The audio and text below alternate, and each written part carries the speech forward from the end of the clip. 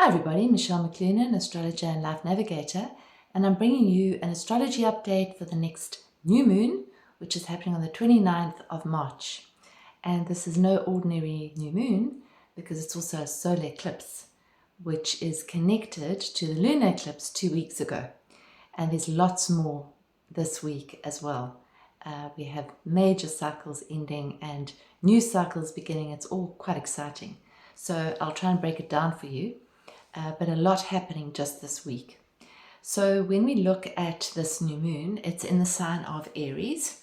It's at 9 degrees of Aries. So wherever you have that in your chart in terms of your house system, that's where you would possibly be experiencing an ending and a beginning. So new moons are when the sun and the moon come together at the same degree. And it's called, in astrology, it's called a conjunction. And a conjunction is always the ending and the beginning of something. It's two coming together. And so new moon is the ending of a cycle and the beginning of a new cycle. Now, not only are we beginning a new month, a new lunar month, we are also beginning a new year, because in astrology, when the sun moves into Aries, we have basically our new astrological year. That's where the energy starts again, and we have a new fresh cycle for 12 months. Now, the sun has just moved into Aries, which is at the equinox, and now we're into the new year, and now we're very closely after the sun moving into Aries, we have this new moon. It's a solar eclipse, which is much, much more powerful than a normal new moon. It's sort of like a new moon on steroids, one could say. It's a supercharged energy, which lasts for a lot longer and has much longer results. And we can feel it for longer than a normal new moon. So this is a very complex one to explain, but I'm going to do my best to do that. I'll bring up a chart actually to show you the energy so that you can maybe see it visually. But if we just isolate it first of all, and we say, okay, what is this new moon? A new moon in Aries, Aries being a cardinal fire sign. Okay, cardinal fire, you could see it as the striking of the match energy. It's the first fire. We have 4 cardinal signs, each one in each element, and Aries is the cardinal fire, okay? So when we have a new moon in Aries, it being the first new moon of the zodiacal year, there's a strong sense of planting new seeds for the year ahead. Looking at your life and saying, okay, how do I want to show up this year? Who am I? And this is really big theme, this new moon. Now, when you take it to the next level, we also have a whole lot of planets in Pisces. So we have a very, very strong theme right now of endings and beginnings. And that's not just the new moon and not just the full moon. There are much bigger cycles than just the new moon and the full moon. We have recently experienced Pluto moving into a new sign for the first time in 248 years. The day after this coming eclipse, new moon, we have Neptune, the planet that connects us with our spirituality, moving into a new sign for the first time in 165 years. And then later on in this year, the other outer planet, Uranus, would also move signs. So that in itself, having 3 major shifts into new signs, is in and of itself depictive of big new changes, the ending of old cycles, the beginning of new cycles. Okay, then we break it down even further though. If you look at the new moon chart, you'll see that you have 4 little symbols in the sign of Aries, which I've circled there. We have the sun and the moon, which are right together. We have Chiron, the wounded healer, and we have Mercury, the planet of communication and the mind, at 0 degrees of Aries. 0 degrees of Aries, remember this, 0 degrees of Aries is the most powerful point in a chart, okay? It's the point of creation. It's the first degree of the zodiac. So Mercury, the planet of the mind, the planet of communication, sits at that degree. Okay. Then, the day after new moon, Neptune, which you'll see just above that, enters into Aries at 0 degrees of Aries, the cardinal point, the point of creation. But for the new moon, we have Neptune in a close connection to Venus, in a close connection to the north node of the moon, which is the destiny node, and we have Saturn, which is our teacher planet. They are all in Pisces. So if you look at the chart, you'll see that it looks like a whole bunch of things all in one area, which they are, and that is known as a stellium in astrology. A stellium is basically a collection of planets, planetary energy, all in one area of the chart. But this one area this year is divided up into two signs, Pisces and Aries. All the personal planets other than Mars are caught up in the stellium. So there's a lot of energy there, as well as a couple of the outer planets as well. So there's a lot of energy. So what we look at there is, well, what does that actually mean? It means that we literally are in between. And right now, I'm making this on Sunday, this video, we're in between two eclipses as well. So we're kind of in this in-between space of neither that nor that. It's literally the old and the new. And when you look at it, you see Neptune moving into Aries the day after this new moon. What it does is it strengthens the new moon, but it also gives another element to the new moon. Because if you look at new moon and you look at it in Aries, it's a vibrant, fiery, passionate, let's go kind of energy. Let's get started, let's get sorted, let's move towards our goals, let's plant our new seeds for the new future, and let's get on with it. You know, Aries wants to go, and it wants to go directly, quickly, and get there as fast as possible. That's the energy of Aries, okay? Aries is ruled by the planet Mars, and it's the go-getting energy. It's an energy of going to get your goals. It's also an energy that's quite connected to the human ego, to the identity part of ourselves. So in other words, I, Michelle, that's my identity. I'm a woman, I do astrology, all those things that are connected with my personality, which is very important to have a life on the planet. It's the human part of ourselves. Okay. But now Neptune starts to join in Aries, where it's going to be until 2039.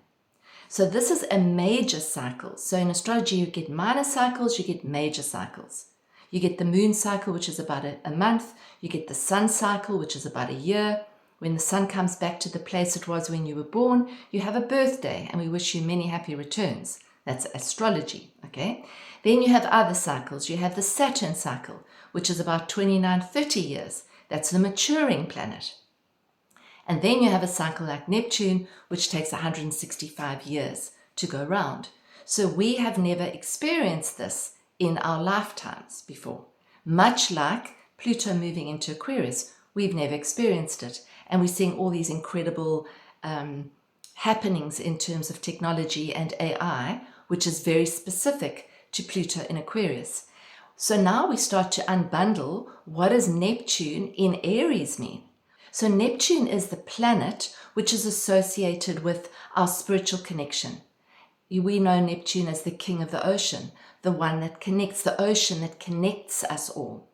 So Neptune is related to our inner knowing, our higher self, our intuition, our psychic senses that are not limited to the body, to the identity, to the gender, to the personality, to the roles. Neptune says, oh, but who are you besides that? This is going to be very, very interesting as we watch Neptune moving through this sign of Aries. Because if you look at the energy of it, when I do a reading for somebody and they have a very strong Neptune transit, either to one of their angles, like the ascendant and the midheaven, or to their sun and the moon, I'll often say things might feel a bit foggy, things might not be so clear, things might feel a bit confusing. You might be a bit more tired. You might not be as driven. You might be more inclined to surrender and to lean back and to connect with your intuition as opposed to your drive out there in the world. You might be more inclined to connect with trust rather than hustling and pushing, because Neptune softens whatever it touches. So when Neptune's in Aries, it softens the ego. It softens the identity, or it starts to dissolve the identity. I see it as a very powerful portal because Neptune will be at 0 degrees the day after the new moon, and it'll be joining Mercury at 0 degrees. And Mercury is the planet of communication. So that could be a portal of just opening to higher guidance. Really, it honestly is like a portal opening. And then that'll stay with us for quite a while because Neptune kind of tends to hang around at a certain degree for a long time because it moves so slowly. So that's Neptune, where we're going to be looking at who are we really? Who am I beneath the roles, beneath the gender? Who am I when I'm changing all the time? Who am I really? And to look at the deeper part of ourselves. Then in addition to Neptune going into Aries, on the 25th of May this year, Saturn goes into Aries. So then Saturn goes into that 0 point of Aries, and that's a reevaluation, a restructuring. It's kind of a maturing cycle. So that is interesting in itself, but that happens once every 29, 30 years ago. It's not as rare as Neptune. Those two will then become very closely connected, almost to the minute this year, and then they will separate, and they will start to go backwards, retrograde, and they'll go all the way back into Pisces, and then only come back out next year, where they will join on the 20th of February at 0 degrees of Aries. That, as far as we can tell, has not happened for thousands of years. And 0 point is the 0 point. And if you look to see what does the 0 point mean, the 0 point is the most powerful point in creation. It's the 0 point field where miracles happen. The 0 point field is where you're completely present and you're open to everything, to miraculous happenings, to miraculous insights. It's the 0 point field. You can have a look and see. So this is uncharted. We've never been here before. But we are going to be, over the next years, as this unfolds, because this is not just this month, we're going to be looking at how do we work with the ego, as well as the part of us that never changes. And what does it mean to be here now?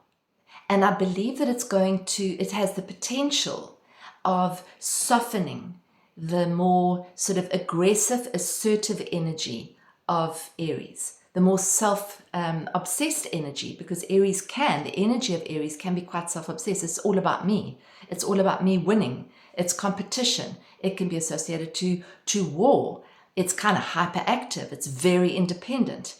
This energy kind of softens it. So I always see Neptune as the energy of, let's just say that you are swimming in the ocean, or you're swimming in a water course, and you look up, and let's just say you go underneath the water for a brief time, and you look up, you can actually look at the sun, because the sun has a filter of water. It softens the perception of the sun. And if you look at astrology, you could see that sun as the ego, and what Neptune does is it softens the ego. It softens the ego mind. And so I see this as a softening of the personality, in the realization that we are much, much, much, much more than the personality. And that's what our journey is going to be over the next years as Neptune goes through the sign of Aries. And for the next couple of years, will be accompanied by Saturn going through the sign of the Aries. Saturn will be asking us, who are you? How are you going to carry this energy out into the world in this new cycle and this new uncharted cycle, because we don't know what to expect from this, because we've never experienced it before. And there's a lot of this kind of energy going around that we have not experienced before. It's a first time ever.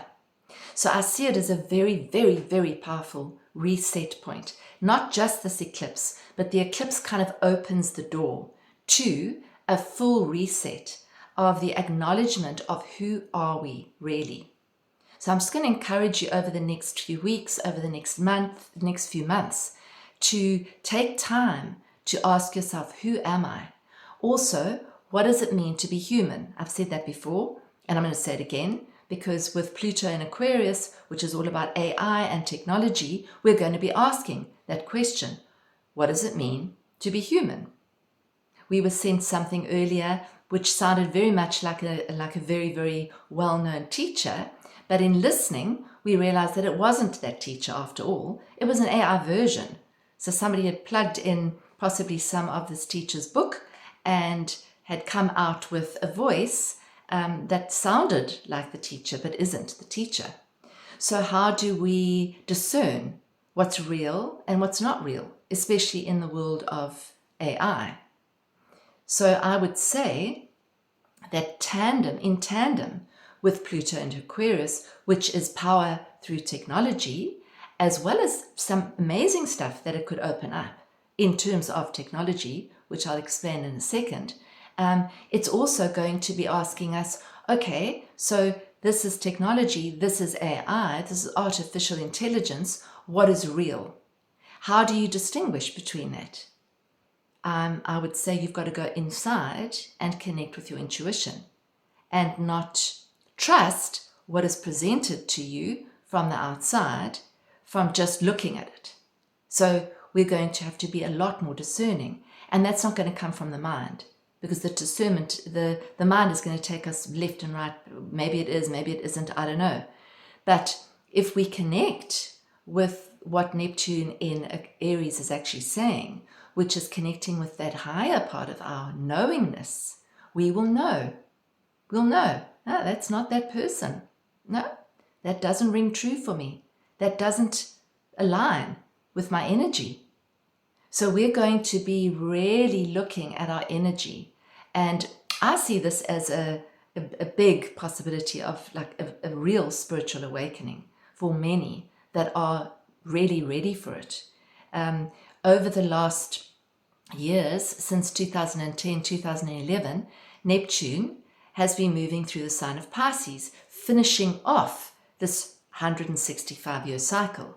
And while it's been going through Pisces, we have been given the opportunity of looking deeper into who we might be without this body. Who am I? If this body keeps changing, who am I? And over these years, if you look back to 2010 and how things have changed, it's huge. I mean, now people feel free to talk about astrology and past life experiences and near-death experiences, and there's an explosion in the sort of digital world, in our communication about those things now that used to be quite hard to come by. So there's already that growth, and now it's kind of starting to hone it and starting to say, okay, how do I take this knowingness into my human life? How do I carry this through?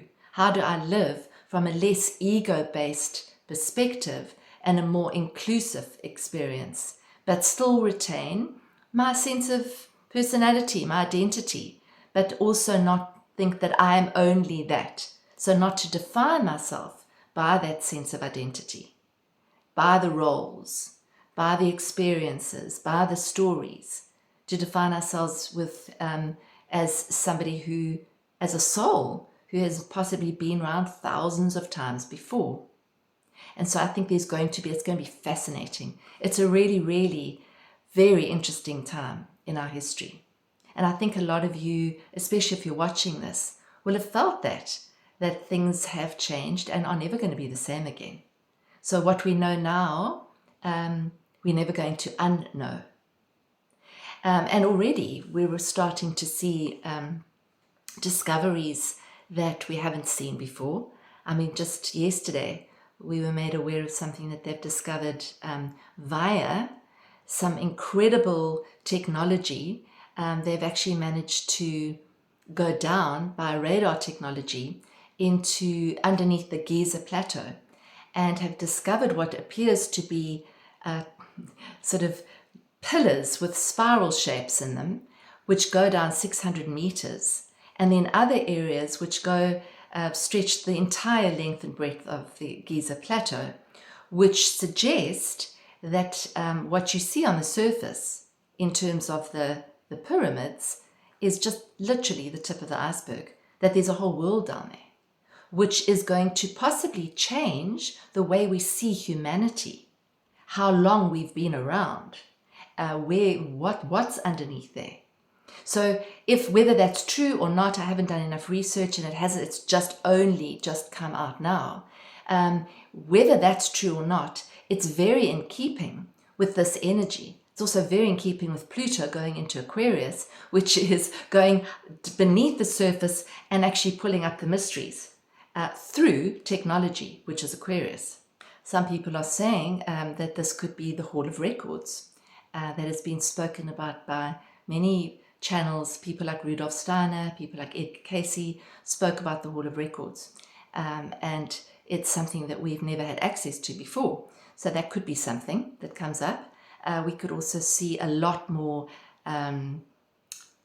activity possibly from other planets, other civilizations. Let's just be open to what presents itself and stay in our higher knowingness so we can discern what feels good and what aligns and what doesn't. So this is really, really interesting. I think that watch the space. I'll be talking a lot about Neptune going into Aries over the next months and maybe even years. But right now we're at that crucial point. And this point is a reset. So take some time to reset, particularly on the day of the 29th and possibly the next day. Take some time to ask yourself, who am I really? And to open yourself up to releasing the old and bringing in the new. So do a ceremony, do some kind of ritual, get together with some friends, write, speak, dance, paint, make music. Do something to actually bring in this new cycle, because it is quite beautiful. Lining up with this really powerful energy, we have a retreat coming up in April at the BRC, the Buddhist Retreat Center, where we'll be looking at this particularly, because this is the energy that we're going to be working with. It's going to be very fresh there. So it's a reset point. So that retreat will help you to actually reset your energy and to connect you to the 0 point. And in the 0 point, miracles happen, because there's no past and there's no future. So you're fully aligned with your true power. So there's details below there to actually see you can still register. There is still space. The BRC is a beautiful, beautiful place. So if you're able to get there, please do join us. It's going to be awesome. We're going to be doing some creative stuff. We're going to be meditating. We're going to be walking. We're going to be sharing. It's going to be amazing. And eating really, really beautiful food. And then we have Hogsback also, John and I, happening from the 9th to the 13th of May. And that's going to be an autumn retreat. So once again, we're going to be looking at the changing of the seasons, and we're going to be looking at this energy, the letting go of the old and the ushering in of the new. Just knowing that these are not short cycles. So this is going to be something that's working with us all year, because these planets are going to be going backwards and forwards. So it's not a one-time thing. Just as we think we're going to be moving forward, it's going to start actually taking us back and looking at how we can actually work with this energy, how we can perfect it. It could be an energy of spiritual mastery, stepping into your true God-given potential. That's what we're actually lining up for. Stepping into the knowing that we are frequency, and that as frequency, when we change our frequency, everything changes on our planet. So this is the time that we've all been waiting for sure. To find out where this is interacting with your chart, you need to look at your chart if you have one, and it'll be in the area from 0 degrees of Aries, and then it'll also affect anybody who has planets at, say, 0 to 3 or 4 degrees of either Aries, Libra, Cancer, or Capricorn, because those are the cardinal signs. So this will be working with you more than with somebody else. But you might have one point there. If you don't have any points in any of those signs, you certainly do have a house and a house in astrology is an area in life where the energy plays out. So this could be, for example, in your house of home or your house of career or your house of relationship, which could mean that something is ending and something is beginning. What do you need to release so that you can actually start afresh? It really is a fresh new start. It's a fresh new reboot, if you like. I drew a card because it just seems like such an important time. The card that I drew out of the Divine Feminine pack is Ananda Mayima. I don't know if I'm saying that. It could be Ananda Mayima, the joy-permeated mother. And her message is, I am my own guru.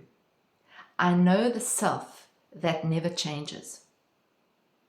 She represents the essence of the expansive joy that comes when we remember our true self, which is very aligned with Neptune into Aries, the true self, the higher self, the real authentic self, not the transitory self. I'm just going to read what the soul, what it says when your soul selects this card.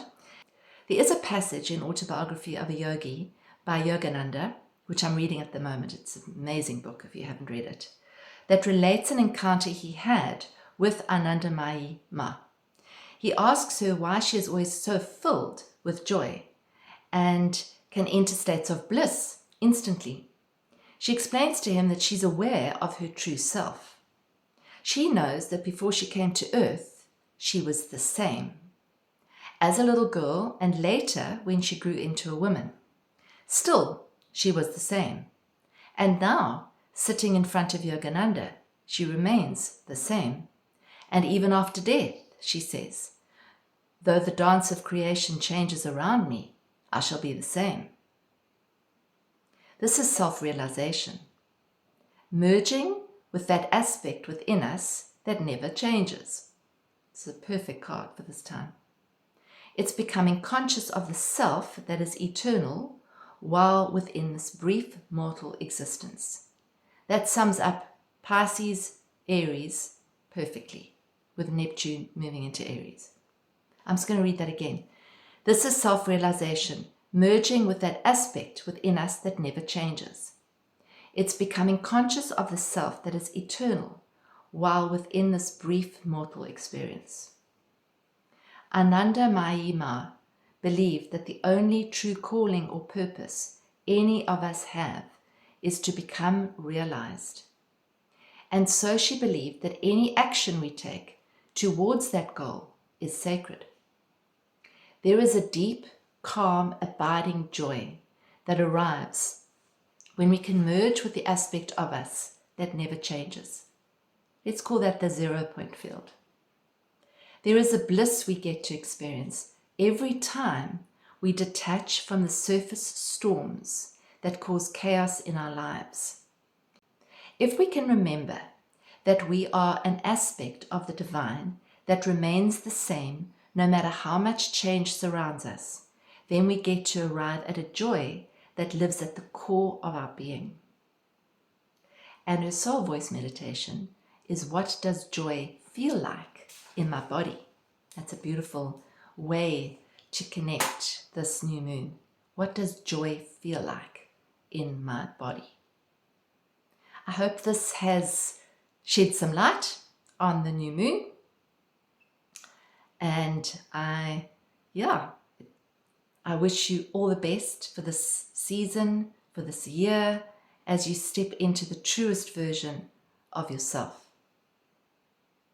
If you'd like a reading, you can get hold of me. I have a bit of a waiting list. You can find my details below. If you like this, please would you share it? Would you like it?